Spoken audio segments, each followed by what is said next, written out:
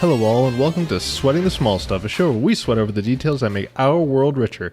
For today, we're not actually going to be playing an episode of Sweating the Small Stuff. I actually recently was lucky enough to be the guest on a episode of my little brother's podcast. Perhaps you've heard of him as the Mind Fiend. He frequents this show from time to time when I need a good co-host. And on that episode of LAWKCast, or Life Advice with Keon, we tackle some of the big questions around technology and how technology plays a very interesting role in our lives and how you can use technology to take back your time and focus on what's important to you. And I thought that would be invaluable to my listeners, all of you fantastic people out there listening right now. So I want to introduce you to his podcast, and hopefully you'll like it, and maybe you'll even go subscribe to it. So without further ado, here is LAWKcast. Hello, everybody, and welcome to LAWK, LAWK, or Life Advice with Keon, the show where I keep myself accountable, talk to future Keon, and make sure everybody's having a good old time. And today I am really excited because I have a long-time caller, first-time listener, person speaking. I don't do radio. You got that backwards, buddy. Yeah, long-time caller. Well, long-time listener, first-time caller. Okay, geez. Hi, everybody. Welcome to I have here with me my brother, Cameron, who I am so excited to have on. And we're going to be... what do you want to talk about, Cameron? My name is Cameron Boozarjomehri. I am a host of another show that my brother frequently frequents. Hopefully some of you know about it. But I've loved his show. I think it's great because it just cuts to the core of all those annoying self-help books. And I feel like you always touch on a lot of the important things that have to do with interpersonal interaction, but I wanted to take a minute and talk about our interactions with technology and how that really drains, how that really pulls down a lot of negativity that a lot of us probably don't appreciate, and maybe give some advice on some of the ways technology can ironically help you overcome these problems. So technology can help you overcome technology? Fire with fire. I like that. And so if we're going in the context of the show in general, where I talk about a topic that it was something I've been thinking about today, and then a topic that kind of evolves into, and then a letter to our future selves.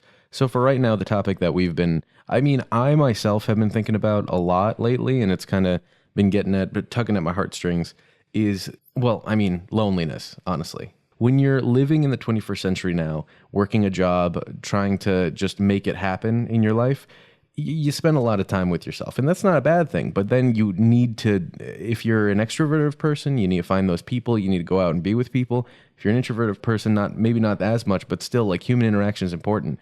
On the episode that I did with Katie Lombard about self-help and self-motivation, and at the very least, like, self-esteem, you get into those cycles where you're just alone and you can go through drive-thrus. You don't really need to interact with another human being for a long time. And something that Cameron, you and I have been talking about a lot is how much Facebook and social media and Twitter and Instagram and all those things, and something that I touched on with Katie, is that those make you feel like you're not enough. And by the way, listener, you are enough. Please take a second and right now say, I am enough. I am enough. That's hell yeah. Thank you. So with that, we were talking about technology and how that makes you feel worse. And so I'm curious what your take is when it comes to trying to fix that, trying to get around the technology like feedback loop.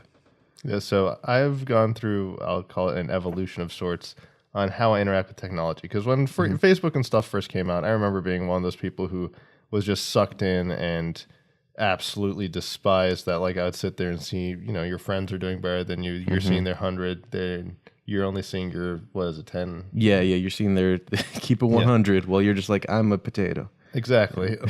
I was a very handsome baked potato loaded with everything, but still a potato compared to their good steak. It's like Herbie, you're fully loaded. Yes. But over time, I came to appreciate that there's just parts of the platform that I hated and at the very least didn't want to interact with. And so over time, I learned how to phase them out. And then unfortunately, when you're starting a podcast, you have to be on social media. It helps you get that traction. But at the same time, I absolutely despise, I'm happy to go out there. And if people want to talk to me about my podcast and I want to talk to them about theirs, I will live in that moment because I feel like we're engaging. But if I'm just scrolling through a news feed seeing someone went to a crazy vacation, someone's having a good time with this, someone's got a promotion, I don't want to see that stuff. I'm proud of them for achieving, but I don't think this is the forum for those kinds of achievements to be played out. Yeah, well, and especially it turns into those moments where everybody, let's say that you're friends with, I think the average person on Facebook's friends with like 200 people or something. Like, let's just say 200 for now. I don't know if it's more or less. But imagine you have 200 friends, and all of them are going through those moments where they're just like, just went to the beach, just went on vacation, just got married, just had kids, all those things. And if there's 200 people, chances are those 200 people are doing one of those things every other day, spread out amongst those 200 people. And so now you see all of them and you're like, they did this, they did that. And it's completely unreasonable for you to think that you should equate yourself to those 200 people. Like you should be at all of their best should equal you. That's not how life works. Go eat a piece of pizza and have some fun. Yeah. And I think the big thing for me that I came to realize was there are parts of the platform that I found very valuable. So for Facebook, for example, I appreciated being able to talk to my friends in a forum that, like, a lot of my friends, they would actually complain because I couldn't do text messaging and stuff. And back in the ye olden days, because I'm a dinosaur, it was very difficult to send, MMS messages and stuff reliably. So Facebook was one of the first places where you could send images and GIFs and stuff, and things would, show up just fine, and you could have those jokes and build those goofs. Yeah. So over time, I realized, like, as soon I basically uninstalled and stopped being on Facebook altogether because I didn't feel it was necessary to show or tout my accomplishments there. Yeah. There was no reason for me to have to put that kind of information out there. And then over time, I wanted to maintain my connection with those friends because it's easier to stay in touch.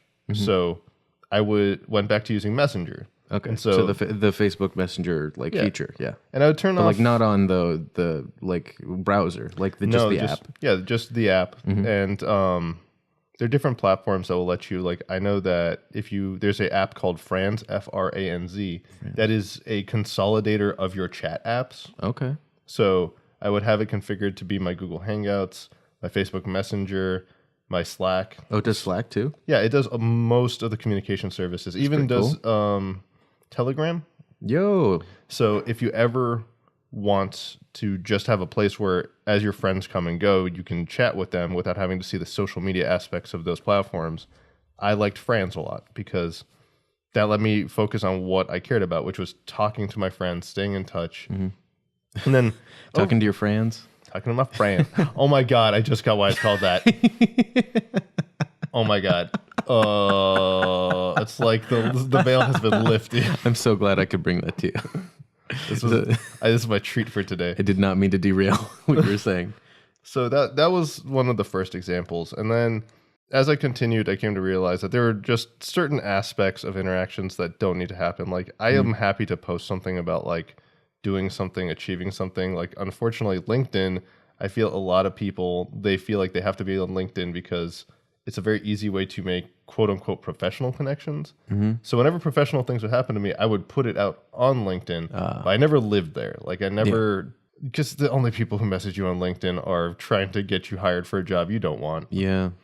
Well, on top of that, and I think that brings up a good kind of dichotomy between what social networks are and what people use them for, is that I didn't think about it until right now when you just said that, because I know that you don't really use Facebook much for the Facebook. You use it for Messenger. And I think that's the way that a lot of social media is heading, because right now people are using, younger people are using Snapchat far more than Facebook. And apparently, I didn't realize that that's the meme, is that Facebook's for old people, because I think that we're, as a culture, we're getting away from curated media, from I went out of my way to make this video or to make this photo or to put out my thoughts in a way that is kind of curated. Because in Facebook, you can put out an entire album of photos and have descriptions for all of those things. And a lot of people don't think of social media that way anymore. It's just, I want to communicate with this person and send them exactly what I want to send. And Messenger is far more conducive to that.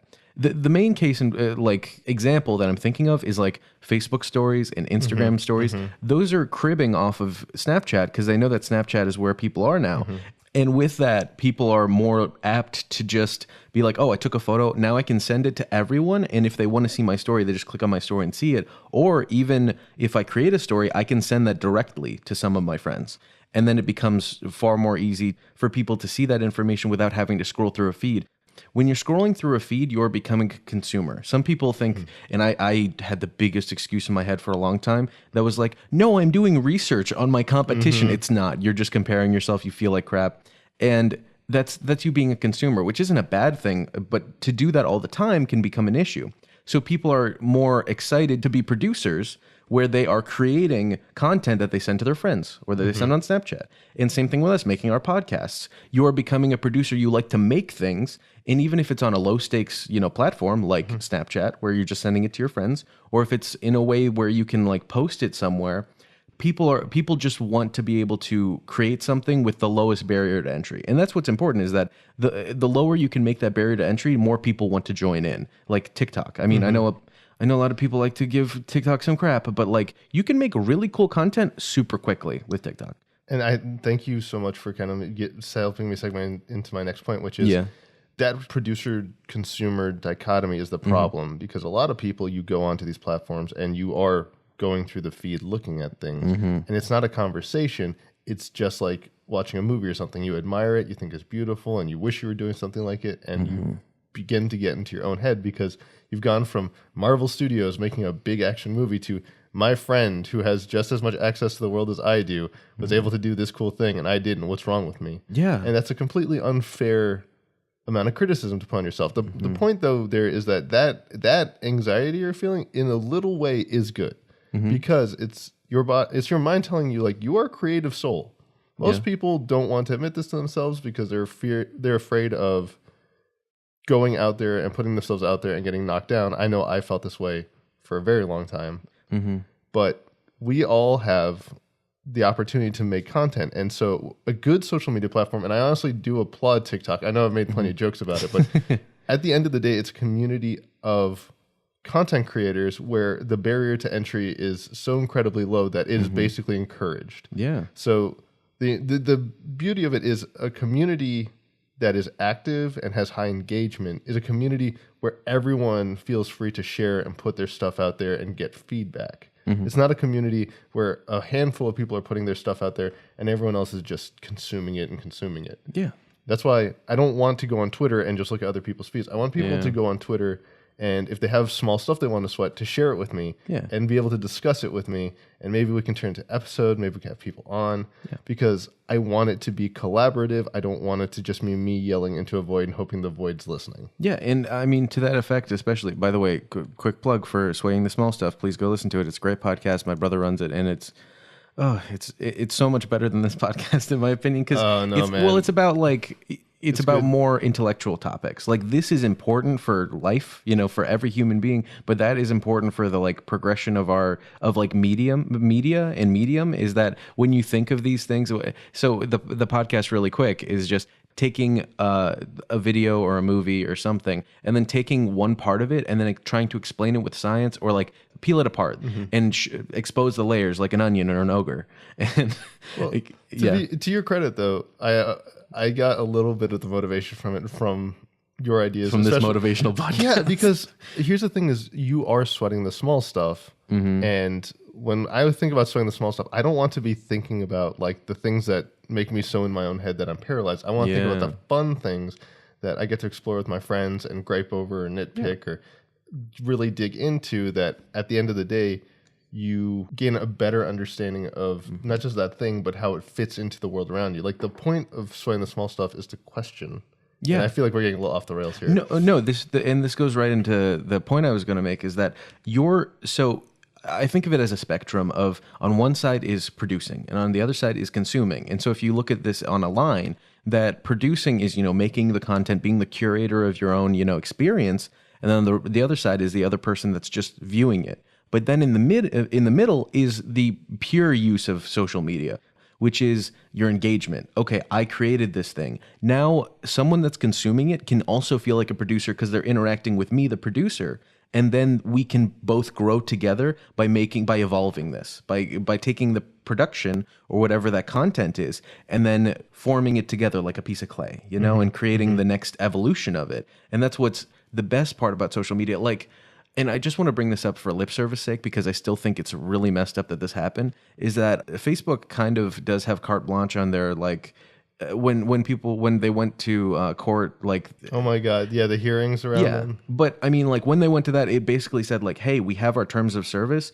You can read them, and if you don't like them, you don't need to use the service. But at the same time, like you should know what we do. Case in point, that there was a study that they did on 10,000 people. So Facebook, they grabbed just a random sample size of 10,000 people, and they would show them more negative based things and just negative based content because Facebook can more or less put whatever they want in front of you, and based on that content they would monitor if you were using more negative pronouns in your posts or negative words, and how you were. It turned into, hey, let's show these people negative stuff and see if that makes them feel negative, which ultimately made 10,000 people feel depressed in one way or another.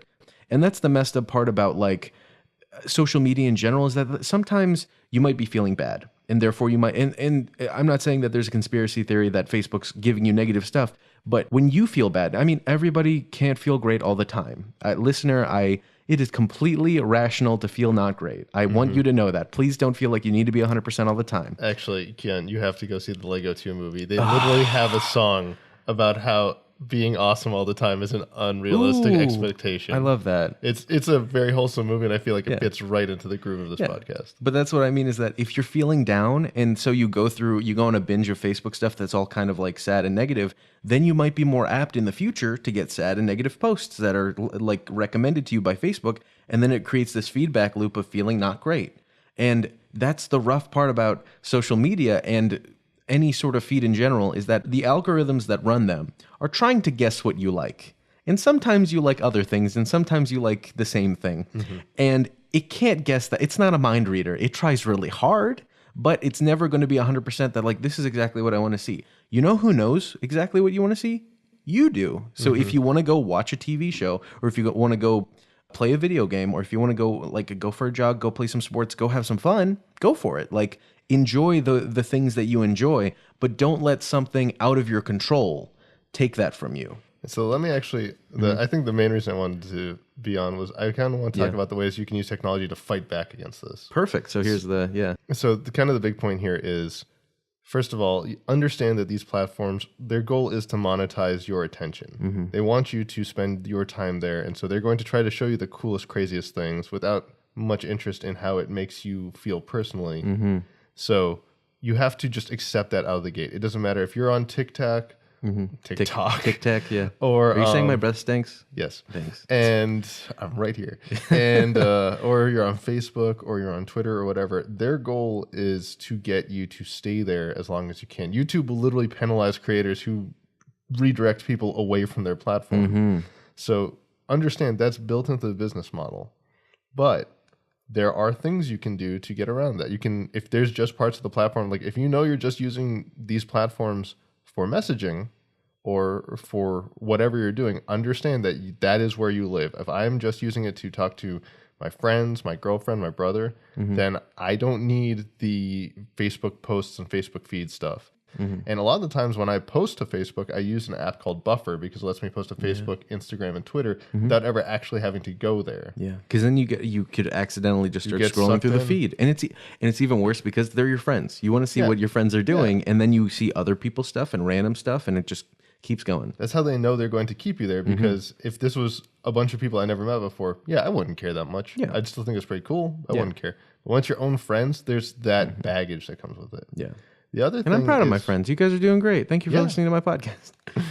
And then the other thing is that a lot of the times the emotions you're feeling, this loneliness, this anxiety, it is a completely natural human emotion. And it's easy to get into a feedback loop where you feel bad, so you think that it's bad that you feel bad, so you feel worse. Yeah. Or you're thinking that, like, my friends did this cool thing, I wish I'd done that cool thing. Now you're resentful of your friend. Now you're upset that you're resentful of your friend because you love your friend. You're like, why would I do that? I love them. They're a great person. And at the end of the day, they probably saw you do something cool and wish they'd done it too. So important thing is to break down that barrier. Don't think that what you see on that post is how that person's feeling, how that person's thinking.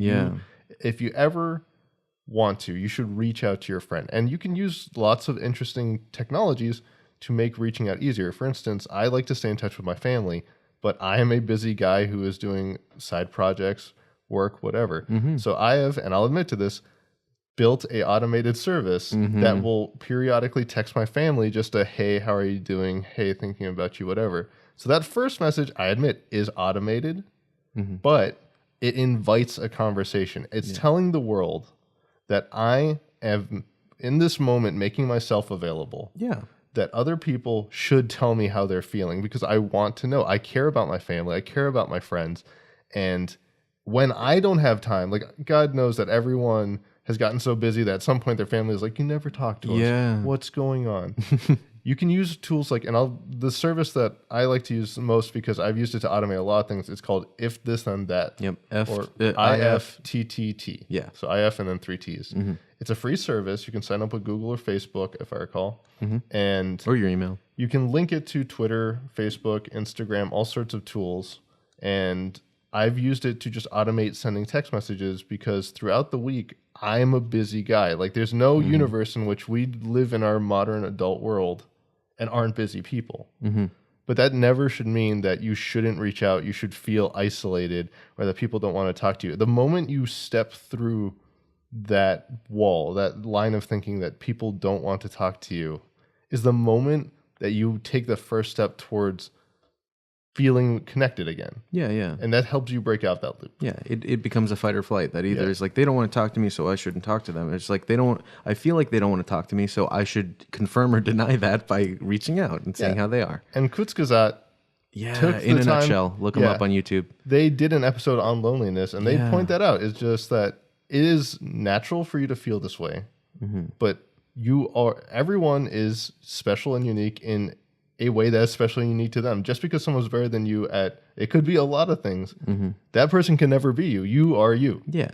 And in that same way, you should never feel like, just like Keon says, you are enough. So when you reach out to people, if people don't want to reach back, it's probably because they're very busy or they have a lot going on. Or if they really don't want to reach back, that's their loss. Because as long as you're being a genuine, open person who's open to interacting with people as they are, there's no reason why someone shouldn't want to talk to you. Yeah. And everybody should just watch that video, the loneliness one from Kurzgesagt, or In a Nutshell, because they talk about how, like, if you're feeling lonely, here are signs, and you can self-diagnose a little bit, but it mostly says, like, if you're really feeling that lonely, sometimes that becomes its own feedback loop of like, well, when you're alone, you start to overanalyze what people think, and by like overanalyzing that, then you feel like you can't reach out because this and that, and it becomes just this whole mess. And that can all be solved by just trying to create ways that can help, which, like meditation, reaching out, or any way that you can connect with another human being is really important. I'll give one last piece of advice, which is, I think you made a really excellent point earlier about how lots of people are trying to crib off Snapchat. So I always enjoyed the concept of stories. Like, I'd still post Facebook stories, even though I myself wasn't particularly keen on posting to my own timeline, and I still don't like to. Like, I'll only post stuff to my Facebook page about my podcast. I still won't post things about me to my timeline, because there's easy to feel a idea of self-censorship there. The problem with the internet is it's this permanent form of memory where anything you do, no matter how embarrassing or how interesting, can live forever. So the idea of a story is it's supposed to be very conducive to how human memory works, if you really want to break it down. Like, we are very keen to share something in the moment, and then over time that thing fades. Like, that's no longer at the forefront of what we're doing. Yeah. So first, it makes it easier for you not to dwell on your past successes, thinking, why am I not succeeding as much now? Yeah. But it's also an easy way for you to understand that stories are more true to how people are living their lives than a Facebook wall. When you see accomplishments summed up over a year, it's easy for you to think, why am I not achieving that much in a week? But when you see a person post something to their story, like they just got coffee or whatever. Yeah, like I just got coffee and stuff. Cool. Awesome. Go live your life. Yeah. That's you. I could go get coffee right now. Yeah, but it's bigger than that, because that thing you posted is for whoever wants to see it.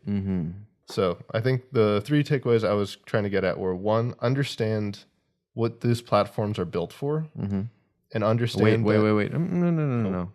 You know what we're gonna do right now? Oh, you need to tell future Cameron this. You need to make sure that he remembers. So you might want to send a letter to future Cameron about the things you just learned today. This is a reply all to future Cameron, future Keon, and future listeners too. There we go. I want you to remember, these platforms, they're focused on monetizing, and I'm happy to come back and do a whole breakdown of how these platforms actually make their money. Yeah. But I want you to understand that their goal is to keep you there and keep your attention. So if you are feeling bad or whatever, that is a bit of a trick to get you to keep browsing, and you should never feel bad. Number 2, understand what parts of the platform you're actually using and why. Like I said, I don't actually use these platforms to make events or pages or whatever. I'll make Facebook chats to help coordinate with friends, and I realized I only use the chat function, so I got as far off the platform as I could. And I found other services that could augment that, because it was easier for me to have that service where I could just jump in, message people if I want to, or just leave it shut the whole time and never think about it. And then the third thing is to remember that you are not the only one feeling this way. Technology is anxiety inducing because our brains have lived for millennia without these squares in our pockets. And so it's easy to understand that we're not built for this. And that should never make you think that just because people aren't reaching out to you and being open with you on these platforms doesn't mean they don't want to talk to you. You are an amazing person. You should feel like you're worth talking to, because you absolutely are. And I strongly encourage you that if you think there's someone you would want to reach out to, take out your phone right now, shoot them a text, shoot them a message, whatever, because it's easy for people to get busy in their own lives. That doesn't mean they don't want to talk to you. Yeah. And that brings me to my letter to future Keon. And so, future Keon, I really hope that you're listening to your big brother right now with everything he just said. But also, you're acknowledging that when you're trying to break what's called break the twitch. There's a YouTube channel that talks about it, and it's really great, where you're not just taking out your phone and scrolling through the news feed mindlessly. You're using these apps for what they're intended to be, as tools. So tools to engage with people, tools to communicate with your friends, communicate with people that you enjoy and enjoy what they're doing, and not just being a consumer, but you're also being a producer and engaging. So I really hope that you're taking that to heart, you're doing it every day, and that you are trying to make sure you don't go crazy with this whole social media, minefield that's out there. So, yeah, Cameron, I would thank you so much for coming on. You gotta plug that show. Tell me all about it. So speaking of reaching out, we are Sweating the Small Stuff, the show. You can find us at Small Stuff Pod on Twitter, Instagram, and Facebook. You can tweet at us or message at us or anything with hashtag Small Stuff Pod or hashtag Sweating the Small Stuff. My brother has been courteous enough to co-host a few episodes with me. My girlfriend Samantha has also been just an absolute gem and helped me get through some of the more insanely technical topics. And yeah, I encourage you, if you have small stuff that you're sweating over, whether it's just getting stressed out in your own life or where do starships in Star Wars come from? I did an episode on this, and I'm going to keep doing research because it is a question that has plagued my soul. Yeah, and it's been a long time coming that you come to my podcast, because I've been on yours a couple times, so I'm glad we have this time to do it. And you can find me and all my stuff for LAWK at LAWKCast, LAWK cast on Facebook, Twitter, Instagram, and just however you want to reach out. Also, LAWKcast at gmail.com if you want to message me, see what's going on. And Cameron, thank you again. Is there as this has been a rough topic and a little bit, not rough, but I mean, a little serious, is there a joke off the top of your head that you could think that would be super fun to say? Okay. Keon. Yes. Did you know that the giant squid is twice the size of the average school bus, but can only hold half as many children?